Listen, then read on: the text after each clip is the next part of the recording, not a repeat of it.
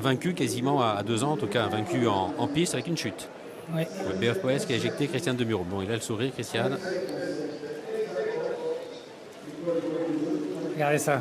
Hop là. Un si petit homme qui saute très haut. Le numéro 6 qui est 4e. Installez-vous, venez avec nous. Venez. Venez, attendez, parce que moi, j'ai jamais été aussi grande. Venez, venez. Voilà. Bon, vous savez ce qu'on va faire? On va se régler pendant la pub. Promis, après on revient. On est tous en place et tous à la bonne hauteur.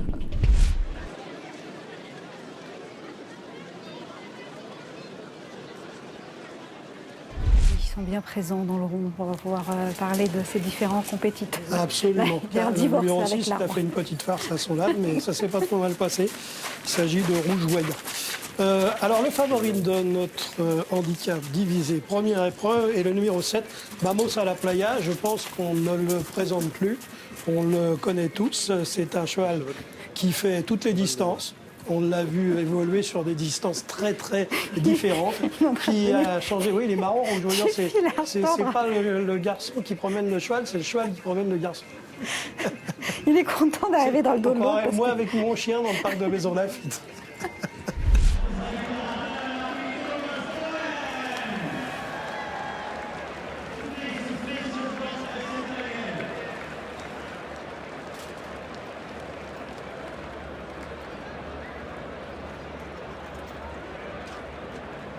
Avec McCracken, Irap, Gunevera et Fayek qui portent le numéro 12. Un cheval qui est monté ici par Louis XVI. Louis XVI, exactement. Oui, c'est vrai, vous en avez parlé tout à l'heure. Sacré Loulou le 16e, on l'appelle là-bas. C'est un petit peu ça qu'elle a. Il fallait qu'on termine sur une petite bêtise, et ben elle est partie.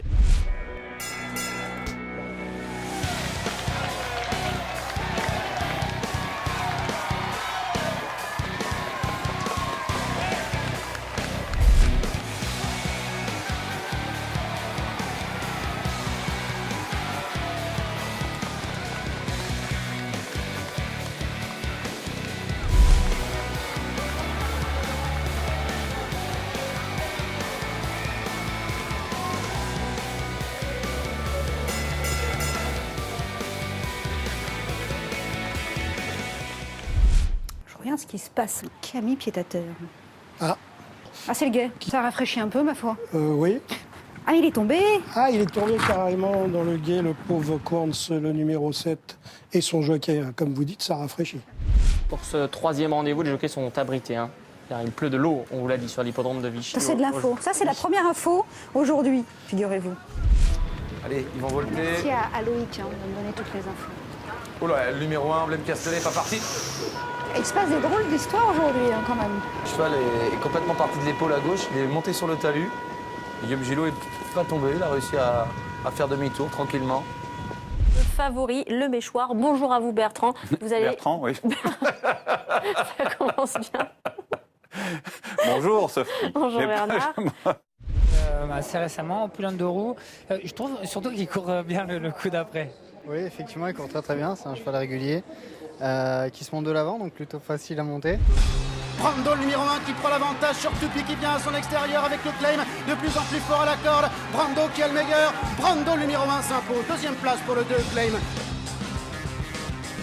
Thundersnow qui maintenant est relancé par Christophe Soumillon, mais Inns of Court de plus en plus fort à son extérieur. Thundersnow avec Inns of Court de plus en plus vite. Inns of Court avec Alui Kahir. Inns of Court peut-être à voir avec Alui Kahir. Et regardez l'entourage d'Alui Kahir qui a sauté au plafond en voyant le résultat de la photographie d'arrivée.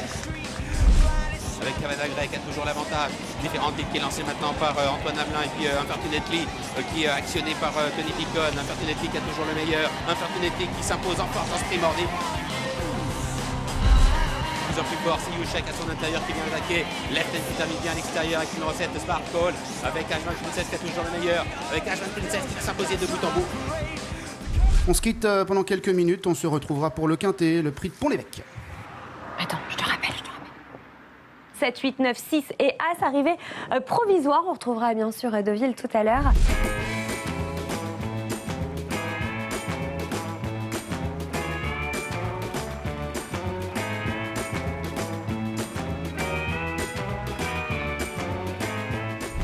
On fait un petit récupérateur, on va garder un peu ce qu'on aime.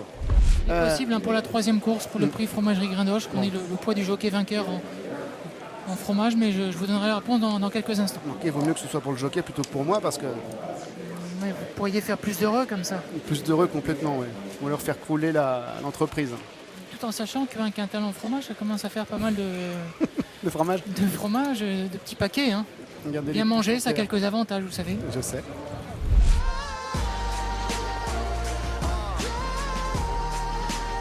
Timoko qui semble prendre l'avantage maintenant face à Dante Bocco. Attention à Billy de Montfort qui n'a pas encore pu s'exprimer et qui va peut-être aller très vite. Timoko qui est maintenant lancé par Biangou. Timoko qui va terminer sa carrière en France par une victoire, même si Billy de Montfort termine vite. Timoko tout à la fin, superbe, merci champion. C'est fini pour Timoko, la carrière de course.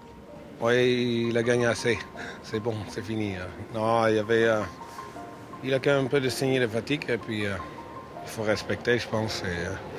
Il fait tout ce qu'il peut et puis on arrête là. C'est une grande page qui se tourne. Oui, voilà. Bon, la livre, il n'est pas tout à fait fermé, il fait la monte et tout. Il y a la suite après, mais la carrière de course, c'est fini.